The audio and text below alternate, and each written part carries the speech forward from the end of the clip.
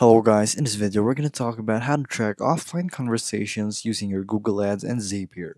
So right here, the first thing you'll have to do of course is open up Zapier and we're going to set up your HubSpot trigger step. So first is set up your trigger right here using HubSpot. So you will change your trigger event right here and the new contact property change as the trigger event. So click continue after that. So first again, app event, then you change it into HubSpot, then in the event, you will have to do a new contact property change. Press continue. From there, connect your HubSpot account. Choose an account, of course. If you don't have one, go sign up and have one. If you don't have one, and either click plus connect a new account. So you'll either pick an account from the drop down menu or to the connected one in your Zapier before. So once you've done that, you'll just have to press continue again. And then right here, you'll select the property that you're using to track your conversations. So in the case of this typical blog that we have right here is the contact information life cycle stage. And that is your actual property that you're going to track in the conversations. From there, there's going to be additional properties to retrieve field and two additional pieces of you need to retrieve from HubSpot. So the property containing your Google Ads, click ID, and the property that indicates your conversation event happened. So you'll need this information when setting up your Google Ads. So search up click ID and then just actually continue with that.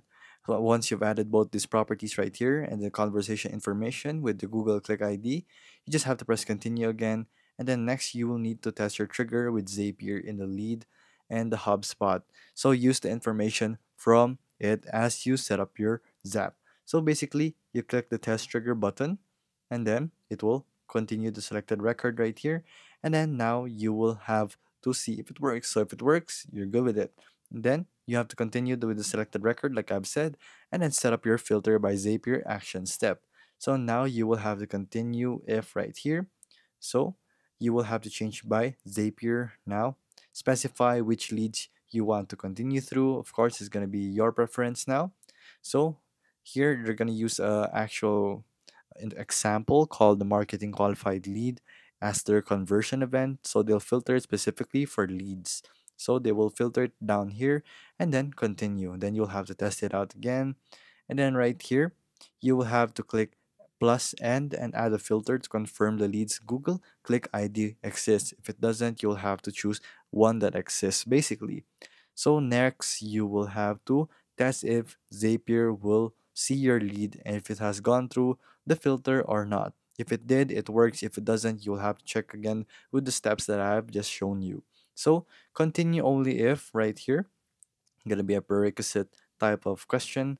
So you will check for your actual prerequisite questions right here, and you will have to customize it to your own liking, of course.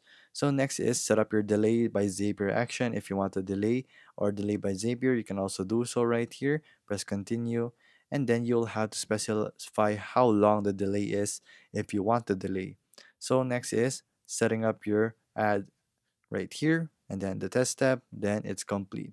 So you have to set up your Google Ads action step again. Basically, this is the fourth step. So you will have to just go to your Google Ads, send offline conversion in Google Ads, in the app events, change it to Google Ads, and then send offline conversation in the event. Continue from there. Then you connect your Google Ads account to your HubSpot, just like a while ago. And then right here, you will have to use the Google Ads as a field and select your Google account's information from the drop down. So once you've done that, the Google user identity source field, or you just have to select the Google ID or the GCL ID from the drop down. So that was confusing right here. Next, you will have to actually go ahead and select HubSpot property containing the Google Click ID. Once you have done that, you will have to go to what's called a quality signup, but it could look different depending on the conversion events. I apologize for that. The conversion events that you have set up in your Google Ads account. So right here, the timestamp field is going to be right here. So you will have to check between accounts. So it's going to be different for everyone else. And then now you will send the offline conversion to Google Ads like we want to. Now, once that's done, you will have to publish and you're done. So basically, that's how you track offline conversation with Google Ads and Zapier. If this video was helpful, please hit the like button and don't forget to subscribe.